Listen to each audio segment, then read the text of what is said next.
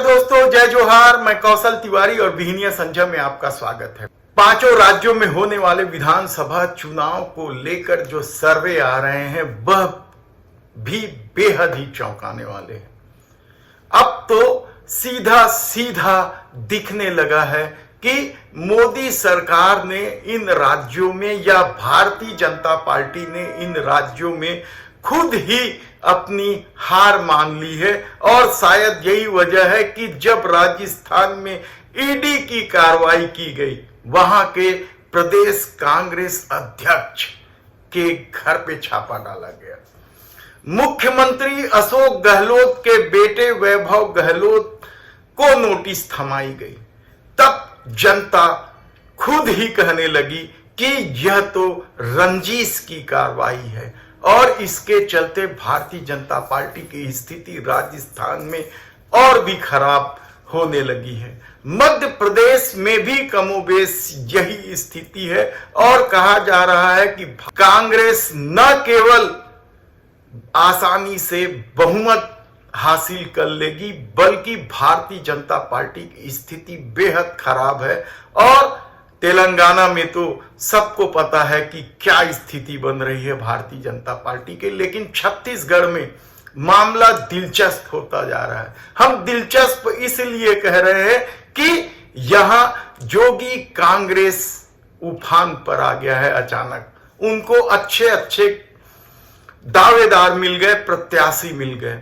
कल तक संकट से जूझ रहे जोगी कांग्रेस के बारे में कहा जा रहा था कि उनके लिए एक दो सीट जीतना भी बेहद मुश्किल होगा, लेकिन अचानक भारतीय जनता पार्टी और कांग्रेस के बाद जिस तरीके से जोगी कांग्रेस को गले लगाना शुरू कर दिया है, उससे क्या कांग्रेस और भारतीय जनता पार्टी की स्थिति बिगड़ जाएगी कहना कठिन है, क्योंकि वोट का बंटवारा किस तरीके से होगा यह आसानी से समझ में नहीं आ रहा है। जिस तरीके का खेल जोगी कांग्रेस ने किया है, इसके नेता अमित जोगी जिस तरीके से एक एक खाने पे अपने मोहरे बैठा रहे हैं, उससे क्या भारतीय जनता पार्टी की स्थिति पिछली बार जितनी भी नहीं बचेगी।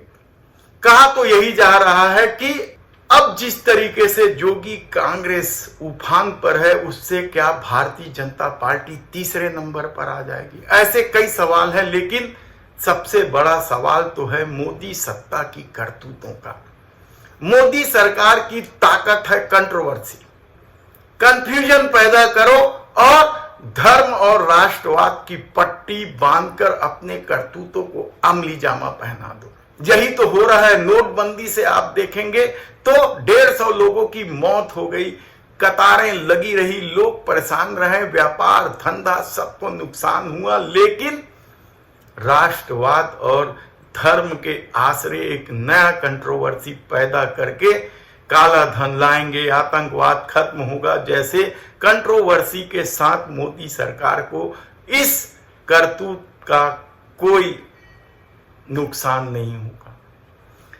कतर 8 भारतीय नौसेना के अफसरों को फांसी की सजा हो गई, लेकिन कंट्रोवर्सी पैदा किया जा रहा है, डंका बज रहा है। कनाडा में भी तो किस तरीके से मोदी सत्ता की नीति फेल हुई है और हमारे संबंध किस कदर बिगड़े हैं, यह भी किसी से छिपा नहीं है।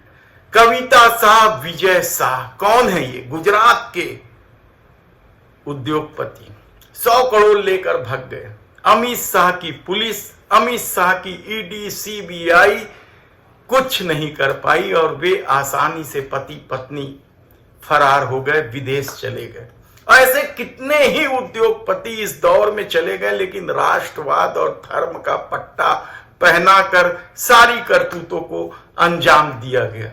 ब्रिजभूषण शरण सिंह, महिला पहलवानों के साथ क्या कुछ नहीं किया गया। कंट्रोवर्सी पैदा यह किया गया कि महिला पहलवान हरियाणा लॉबी के चक्कर में आकर यह सब आरोप लगा रही है और महिला पहलवानों को ही दोषी बनाया जाने लगा। ऐसे कितने ही मामले आप देख लीजिए कि अपराधियों को खुलेआम मोदी सरकार में संरक्षण दिया गया, बलात्कारियों को संरक्षण दिया गया, बलात्कारियों को समय पूर्व रिहाई भी की गई, याद कीजिए मधुमिता कांड में किस तरीके से अमरमणि त्रिपाठी जैसे माफिया की गिरफ्तारी हुई थी, लेकिन उन्हें समय पूर्व रिहाई कर दी गई और सजा के दौरान उन्हें जो सुविधा मिली वह भी किसी से छिपा नहीं है। बिल्किस बानो के बलात्कारियों को किस तरीके से समय पूर्व रिहाई की गई वह भी तो लोगों ने देखा है।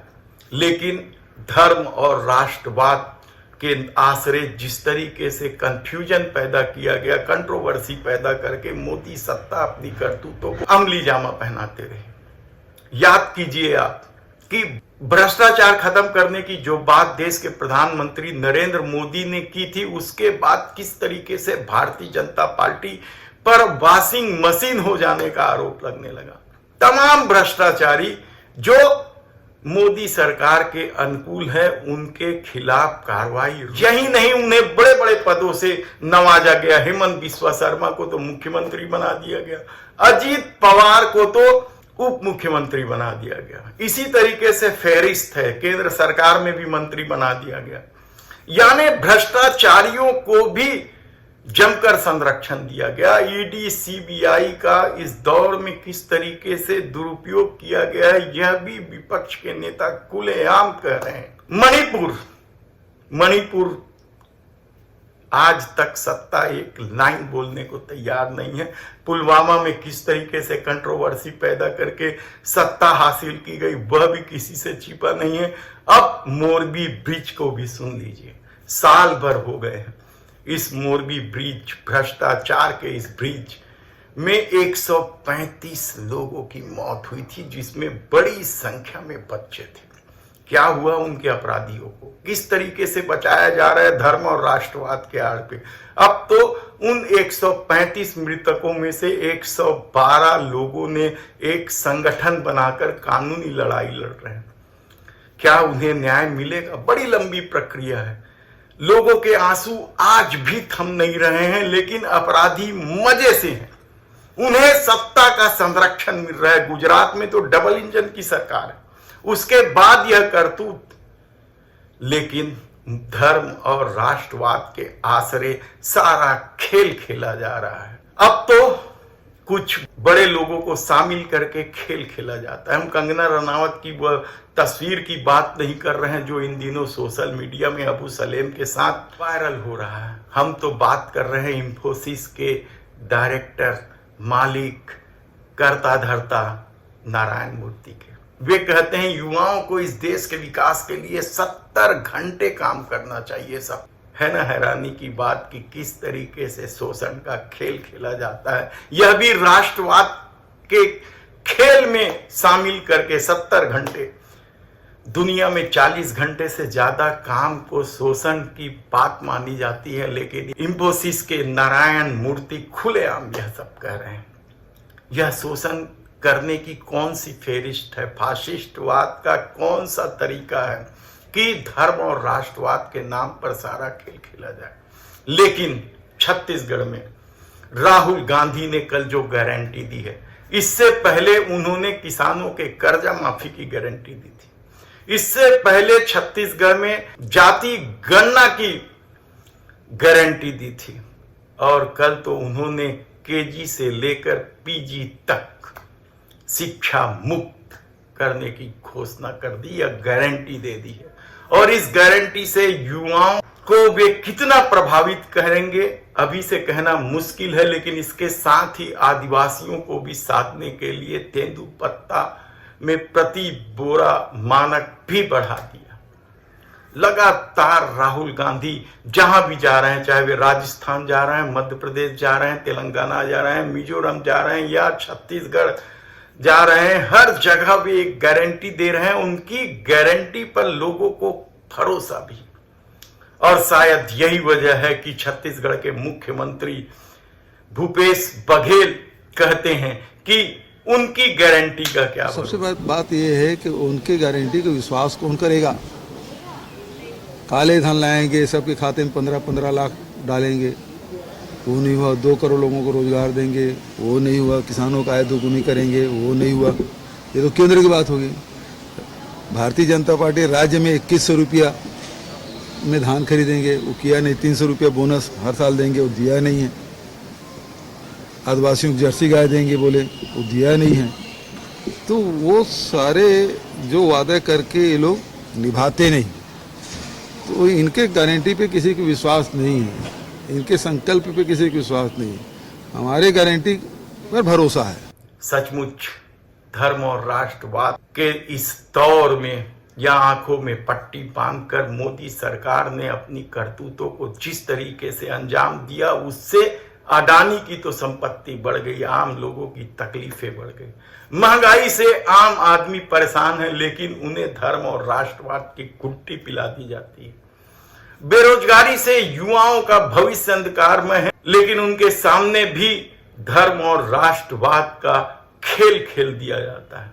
ऐसी परिस्थिति में जब 5 राज्यों के विधानसभा चुनाव के परिणाम विपरीत जाएंगे मोदी सत्ता के, तो क्या भाजपा में बगावत के बिगुल भूगेंगे? कहना कठिन है, क्योंकि सब कुछ उनके हाथ में है, राष्ट्रीय अध्यक्ष उनके हाथ में है, कहा जा रहा है कि हिसाब किताब सब कुछ उसके हाथ में है।